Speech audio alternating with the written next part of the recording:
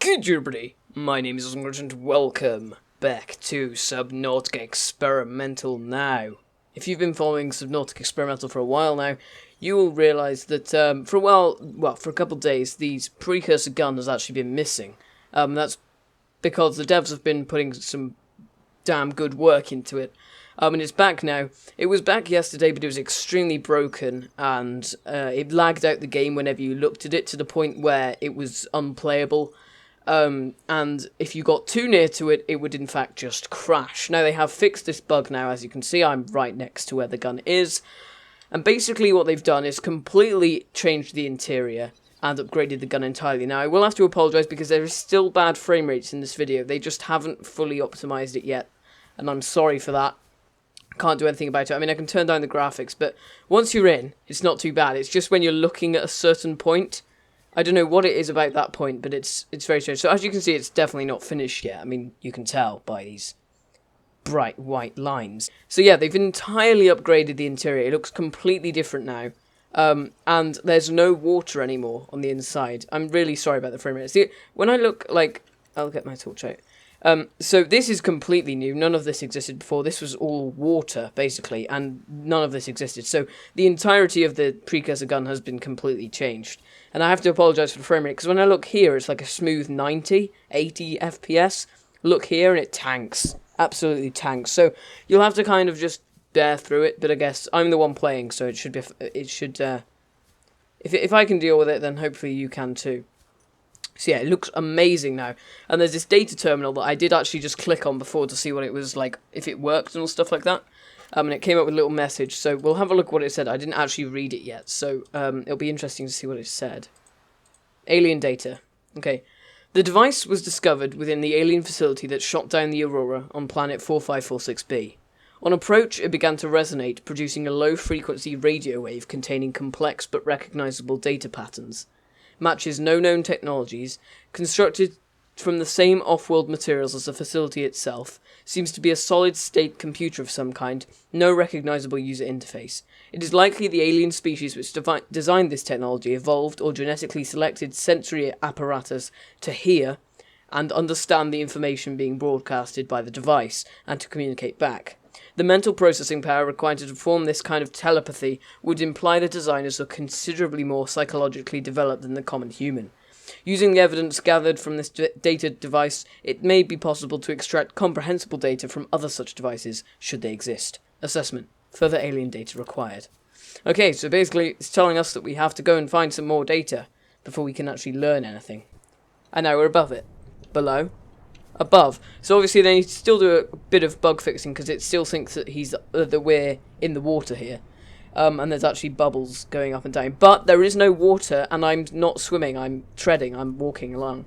So again, I'm just going to try and face that way as much as possible, because it keeps the frame rate up a little bit. Okay, so this is continuing through that hallway that we were just going through, and we've come to this big door, this arch.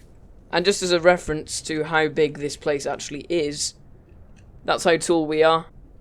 So it's pretty darn big, as you can see. So I don't see anything here particularly worthwhile looking at. Ah, there's a data bank. Okay, let's have a look at this. So I haven't clicked on this. I haven't actually been around here at all yet. So extracting data patterns from the alien broadcast and outputting it to data bank. Nice. Okay, alien schematic. This data set appears to be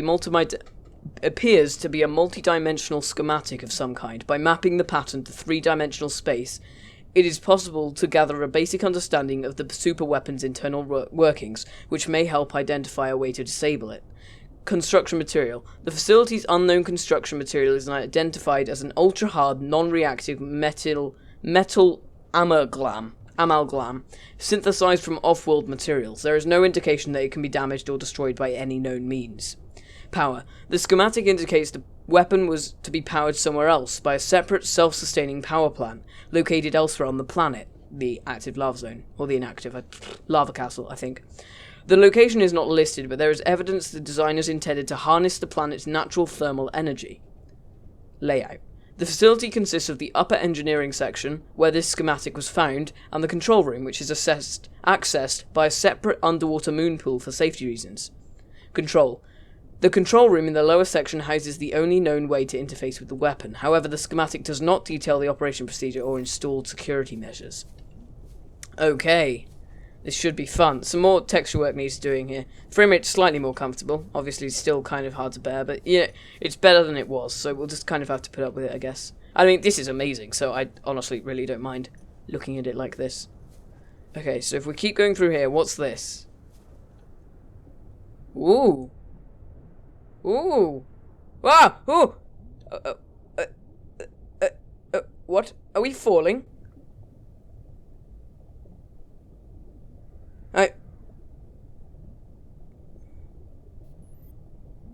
What the heck was that?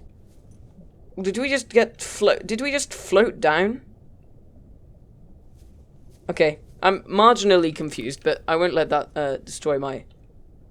What? Wait, so what? This lift takes us nowhere. Is this like one of those two-sided mirror things? One-sided mirror, whatever they're called. Okay, well, let's just go up again in this lift, because I'm very confused. Whoa. So it's like an anti-gravity room. Or something like that. Or is... I'm so confused, but I love it. Oh, it's marked it on the map, I didn't realise. The secondary research facility is the one in the Lost River, right? What is this? It's likely because the stuff inside... Is that another access point? Oh, I have no idea. It's probably because it's trying to load in all this new stuff that it's not optimized for yet. Whoa. Okay, when this is optimized, it's going to look awesome. But for the moment, it's really not optimized. I mean, I can turn down some textures, I guess. Okay, so that appears to have made 0 difference. If I look right, does it improve? Okay, yeah. So I just have to look behind me. Okay, so this is the entrance to the moon pool, and as you can see, it's got some really awesome texture work on the sides. It looks amazing. So I'm just going to keep swimming backwards. So, if you remember, there was, as you came in here, there was the moon pool, where you could park your Cyclops. And then as you came out here, there was a little needless room over there that didn't need to exist. You had nothing in. And there was like a shielded door, which had like a force field on it, which wouldn't let you through. And that door is supposed to not let you through if you're infected with the coronavirus. For some reason, there is quartz in this. Okay, I'll ignore that. Pretend that wasn't there. So for some reason, this is underwater now. I don't know if it's meant to be underwater or if it will always be underwater. Or whether they haven't got round to actually optimizing this place to the point where it doesn't have water in it yet. But either way, you can kind of get the gist of what it's trying to get us to do. So I'll swim through here first because I don't know where it's trying to take us. Oh, okay, so this is like that big hangar room, effectively. The big, huge one. And obviously it's not finished yet, so it does have some clipping problems. Okay, so I've got rid of most of the dirt with the terraformer so you can actually see what it all looks like now. Without the massive dirt pile in front of it. There's still a little bit left, but, you know, what's the point in getting rid of it? So yeah, I don't know what this room is supposed to be or what it's going to be. But it looks cool, so I appreciate that. So we'll head back through here, back into this main room, with all of these ramps and stuff. Again, these ramps show that, and obviously the fact that there was no water in that other bit, show that the precursors were not fish, they didn't swim. They walked, like us. But obviously we're having to swim because this place is filled with water for some reason. Okay, so we'll continue going up here. I don't know what relevance this has if we continue this way, but it looks like there's something special going on over here, so might be worth carrying on to check out. Now, I think this leads us to the control room. I believe this is the control room, yes. But, again, there is a massive terraforming issue needed to be solved here. Okay, so, I've done a bit of work, some housekeeping, some spring cleaning. Got rid of most of the rock. There's no point in getting rid of the rest of it, because I'm pretty sure the rest of this is just wall and columns. It's left these strange tree leeches, which I don't know why there would be a tree in here, but okay, that's fine. So what's this? This looks like the control panel that I would imagine will be used for controlling the gun. This is like the interface, I believe. So yeah, that's cool. To do with all of that stuff. Yeah, so that's all the caves. They look really pretty. But yeah, as you can see, there's nothing else. That's pretty much it.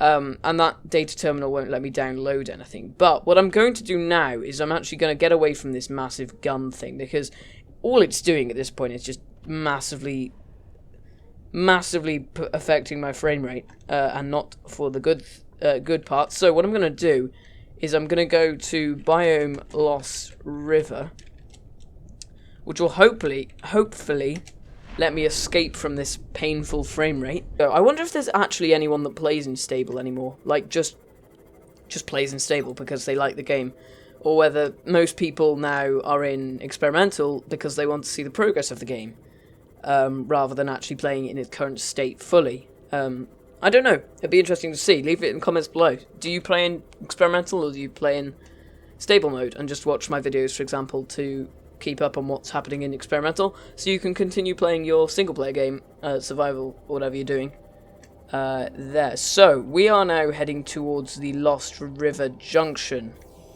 and there's nothing particularly interesting there other than that skeleton, but we've all seen that. Oh god, big explosions. Sorry about that. That's probably quite distracting, isn't it? It's fine. Right, okay, there it is. Those are big explosions. I don't know if you can hear them or not, but they're damn big. Awesome. So, this has definitely been changed. I don't remember it having all of this stuff on it. Can we get in it now? Is there an interior? Ooh. Whoa. Okay, so it's very purple. It's just empty still. So they're still working on the secondary bio-research facility, but it is definitely implemented. And we know that because they've put a beacon for it there when you've entered the gun. So it's actually going to... So it seems like the story is going to take you... The first thing you're going to discover, likely, is the gun, because you're going to get a notification from the sunbeam telling you to go to the mountain island, which is where it's going to land. Where it wants to land. It's never going to land, though. You won't ever be able to disable the gun before the sunbeam lands. It won't be possible. Because to trigger the sunbeam to land, you have to be on the mountain. So to be able to get into the gun, go to all of the different research facilities, get the right precursor keys and take them to the gun to disable it, or whatever you have to do, that would not be possible. But yeah, I'm going to leave this episode here, guys. I know it was probably a bit of a weird one, but hopefully you enjoyed it. There's some really interesting stuff happening with the gun now.